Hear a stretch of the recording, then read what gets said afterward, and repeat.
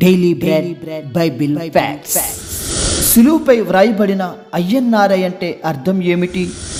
రోమా ప్రభుత్వం యేసు సిలువపై అయ్యన్నారై అని ఎందుకు వ్రాసింది? సిలువపై వ్రాసిన బోర్డులో ఎన్ని భాషలు వ్రాయబడ్డాయి? సిలువపై వ్రాసిన బోర్డు వెనుక ఉన్న అసలైన మర్మాలేమిటో ఈ వీడియో ద్వారా పూర్తిగా తెలుసుకుందాం. క్రైస్తవులమైన మనమందరము యేసు సిలువపై వ్రాయబడిన అయ్యన్నారై అనే బోర్డును మనం చూసే ఉంటాము.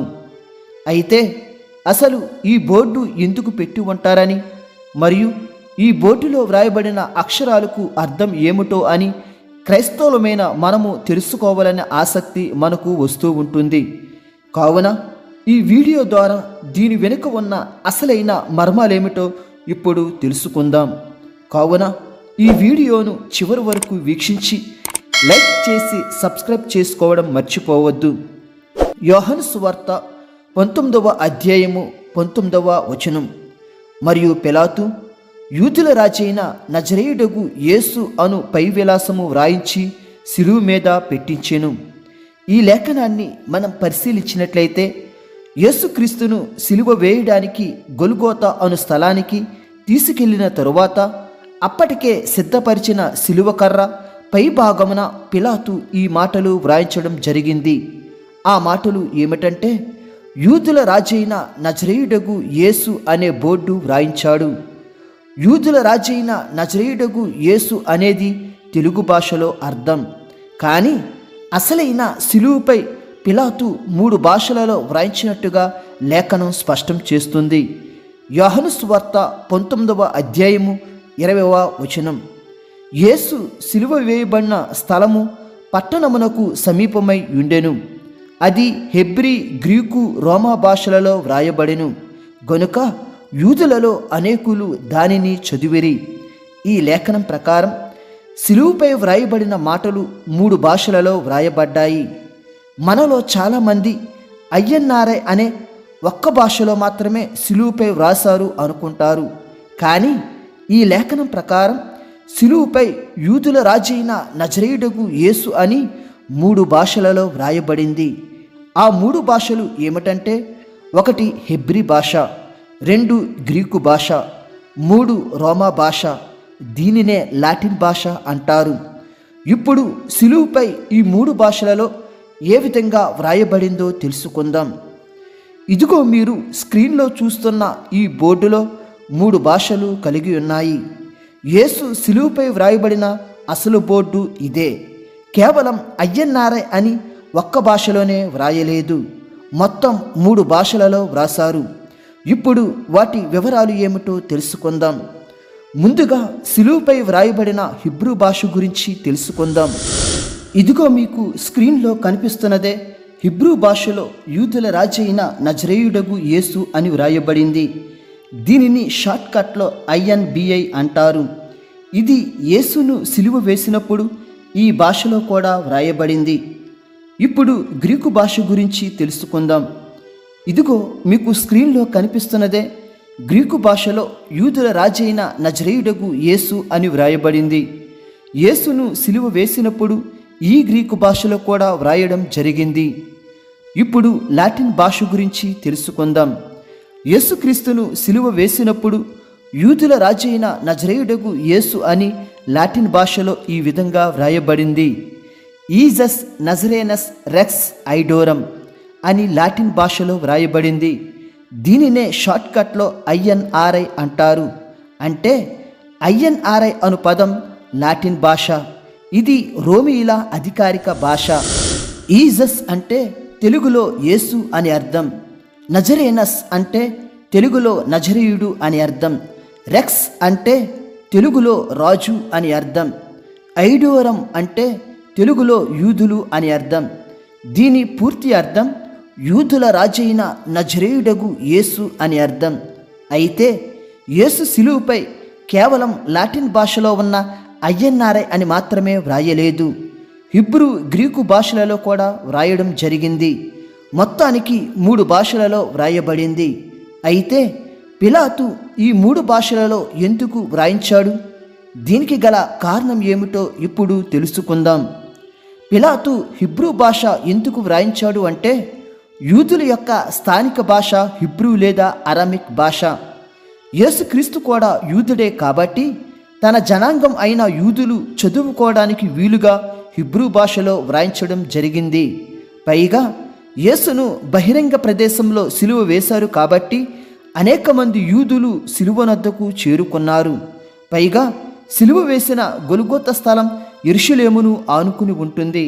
కావున పరిసర ప్రాంతాలలో ఉన్న స్థానిక యూదులు యేసు సిలువ దగ్గరకు రావడం జరిగింది. అందుకు వారు చదవడానికి వీలుగా స్థానిక భాష అయిన హిబ్రూ భాషలో పిలాతు వ్రాయించడం జరిగింది. అలాగే రెండవది అయిన గ్రీకు భాషలో పిలాతు ఎందుకు వ్రాయించాడో తెలుసుకుందాం. గ్రీకు భాష అనేది తూర్పు మధ్యధర సముద్రాన్ని ఆనుకున్న ప్రజలందరూ గ్రీకు భాష మాట్లాడగలరు. స్థానిక భాషతో పాటు గ్రీకు భాష కూడా జ్ఞానం కోసం నేర్చుకునేవారు ఉంటారు. అంటే గ్రీకు అనేది స్థానికులకు ఉమ్మడి భాష. కావున ఉమ్మడి భాష కలిగిన వారికి అర్థమయ్యేలా సైతం గ్రీకు భాషలో కూడా పిలాతు వ్రాయించడం జరిగింది. అలాగే మూడవది అయిన లాటిన్ భాష గురించి తెలుసుకుందాం. లాటిన్ భాష అనేది రోమీయుల అధికారిక భాష. యేసుక్రీస్తును సిలువ వేసింది రోమీయులే కాబట్టి వారి భాషలో కూడా సిలువపై వ్రాయడం జరిగింది. వారి చట్ట ప్రకారం వారి భాషలో ఖచ్చితంగా వ్రాయాలి. పైగా యేసును సిలువ వేసినప్పుడు రోమన్ అధికారులు, రోమన్ సైనికులు అక్కడే ఉన్నారు. కావున వారికి కూడా అర్థమయ్యేలాగున లాటిన్ భాషలో వ్రాయడం జరిగింది. ఆ లాటిన్ భాషే INRI. ఇది రోమేయుల అధికారిక భాష. మొత్తానికి యేసుక్రీస్తును సిలువ వేసిన స్థలానికి ఆయా భాషలు మాట్లాడేవారు రావడం జరిగింది. అందుకే ప్రధానమైన 3 భాషలలో వ్రాయడం జరిగింది. అయితే రోమా ప్రభుత్వం అసలెందుకు ఈ బోర్డు పెట్టింది? ఈ బోర్డు పెట్టకుండా సిలువ వేయకూడదా? అసలు దీని వెనుక ఉన్న ఉద్దేశం ఏమిటో ఇప్పుడు తెలుసుకుందాం. రోమీయుల ఆచార ప్రకారం ఎవరైనా సిలువ వేయబడిన వ్యక్తుల తలలపైగా బాధితుడి పేరు మరియు బాధితుడి చేసిన నేరాన్ని బోర్డుపై వ్రాసి సిలువపై పెడతారు. ఈ విధమైన బోర్డు పెట్టడం ద్వారా ఆ బాధితుడు అత్యంత అవమానంతో ఒకేసారి చావకుండా నెమ్మదిగా బాధను భరిస్తూ సిలువపై మరణిస్తాడు. అందుకే మరణశిక్షకు రోమీయులు సిలువను వాడతారు. కానీ సిలువ శిక్షను కనిపెట్టింది పర్షియన్లు, అనగా ఇరాన్ దేశస్థులు. కానీ దీన్ని పూర్తిగా వినియోగించుకున్నది మాత్రం రోమీలే. అయితే రోమా ఆచార ప్రకారం బాధితుడి పేరు మరియు బాధితుడు చేసిన నేరాన్ని ఖచ్చితంగా వ్రాస్తారు. అందులో భాగంగానే యేసుక్రీస్తును ఒక నేరస్తుడిగా భావించి ఆయన పేరు మరియు ఆయన మీద మోపిన నేరం వ్రాయడం జరిగింది. అందుకే నజరేయుడగు యేసు అనే బిరుదు వ్రాయడం జరిగింది.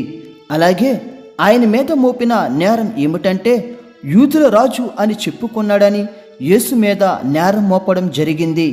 ఈ విధంగా యేసు పేరు మరియు యేసు మీద మోపిన నేరం ఈ బోర్డులో వ్రాయడం జరిగింది.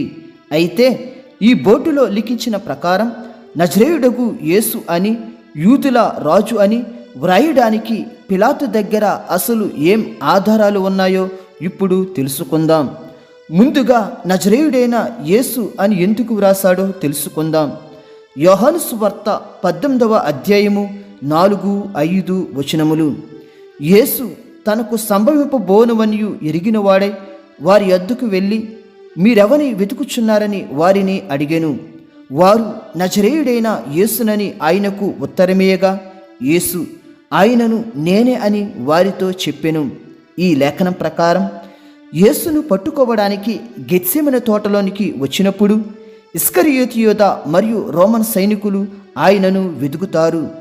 ఆ వెతకడం గమనించిన యేసు మీరు ఎవరిని వెతుకుతున్నారు అని వారిని అడుగగా నజరేయుడైన యేసును వెతుకుతున్నామని వారు బదులిస్తారు. అప్పుడు యేసు ఆ నజరేయుడైన యేసును నేనే అని అంటాడు. ఈ విధంగా ఈ నజరేయుడైన యేసు అనే మాటనే సిలువపై వ్రాయడం జరిగింది. నజరేయుడైన యేసు అనేది ఒక బిరుదు. యేసును స్థానికులు ఈ విధంగానే పిలిచేవారు. ఎందుకంటే యేసుక్రీస్తు పెరిగింది నజరేతులో. కావున ఆ పేరులో నుంచే నజరేయుడు అనే బిరుదు యేసుకు వచ్చింది. ఇప్పుడు ఈ పేరునే సిలువపై వ్రాయడం జరిగింది. ఇప్పుడు యూదుల రాజు అనే పేరు బోర్డుపై ఎందుకు వ్రాసారో తెలుసుకుందాం. యోహాను సువార్త 18వ అధ్యాయము 37వ వచనం. అందుకు పిలాతు, నీవు రాజువా అని ఆయనను అడగగా, యేసు, నీవన్నట్టు నేను రాజునే. ఈ లేఖనం ప్రకారం నీవు యూదుల రాజువా అని పిలాతు అడుగుతాడు. నేను యూదుల రాజునని యేసు సమాధానమిస్తాడు. మీరు ఆ పై వచనాలు చదివితే మీకు మరింత అర్థమవుతుంది.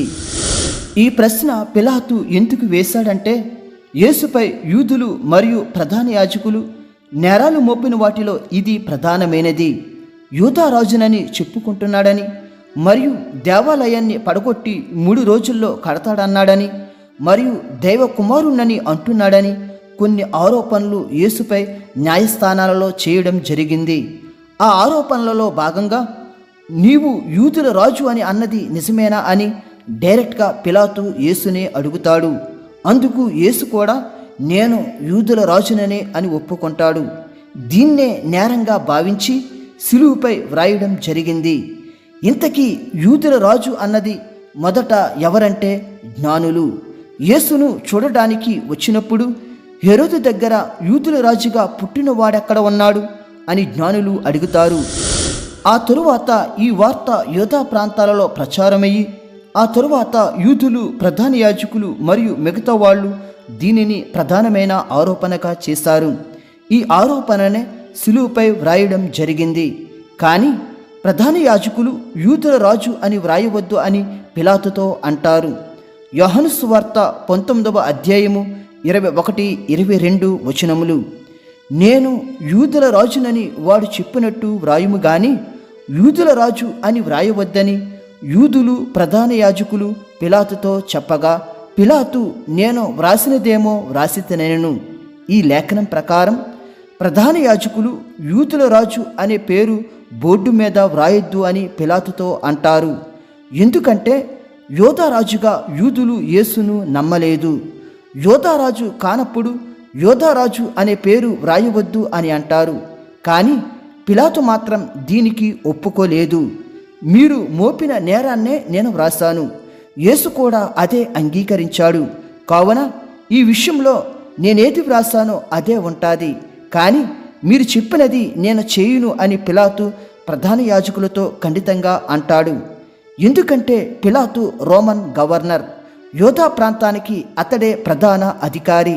కావున అతడు ఏం చెప్తే అది చేయాల్సిందే. కావున ఈ విషయంలో పిలాతు ప్రధాన యాజకుల మాట వినలేదు. ఇంతకీ బోర్డు మీద యూదుల రాజు అనేది నేరారోపణ అయినా కానీ నిజంగా యేసుక్రీస్తు యూదుల రాజే. నిజాన్నే వారు నేరంగా వ్రాసారు అంతే. అందుకే యేసు నేను రాజునే అని పిలాతుకు సమాధానమిస్తాడు. ఎందుకంటే ప్రకటన 19వ అధ్యాయము 16వ వచనం, రాజులకు రాజును ప్రభువులకు ప్రభువును అను నామము ఆయన వస్త్రము మీదను తొడ మీదను వ్రాయబడి ఉన్నది. ఈ లేఖనం ప్రకారం యేసుక్రీస్తు రాజులకు రాజు, ప్రభువులకు ప్రభువు. అదే సిలువ బోర్డు మీద వ్రాయడం జరిగింది. అయితే వారు నేరంగా బోర్డు మీద వ్రాసారు. కానీ నిజంగా అయితే ఆయన రాజులకు రాజు, ప్రభువులకు ప్రభువు. నేరంగా వ్రాసినా కానీ అక్కడ సత్యమే వ్రాయబడింది. ఇదే దేవుని అద్భుత ప్రణాళిక. అయితే సిలువపై వ్రాసిన బోర్డుపై వ్రాసిన నేరం దేవుని యొక్క నేరం కాదు. మన నేరాలు అందులో వ్రాయబడ్డాయి. ఆ నేరాలను తొలగించడం కోసమే సిలువపై యేసుక్రీస్తు గారు రక్తం కార్చారు. కొలస్సీయులు 2వ అధ్యాయము 13-15 వచనములు.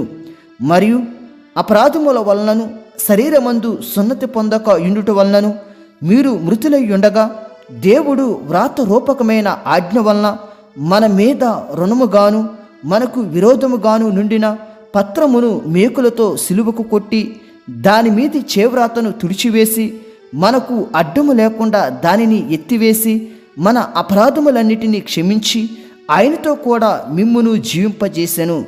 ఆయన ప్రధానులను అధికారులను నిరాయుధులుగా చేసి సిలువ చేత జయోత్సవంతో వారిని పట్టి తెచ్చి బాహాటముగా వేడుకకు కనపరిచెను. ఈ లేఖనం ప్రకారం సిలువుపై వ్రాయబడిన నేరాలు దేవునివి కావు, మనవి. మన నేరాలు సిలువుపై వ్రాస్తే వాటిని దేవుడు సిలువ రక్తంతో తుడిచివేశాడు. దేవుడు మిమ్ములను మీ కుటుంబములను దీవించునుగాక. ఆమేన్.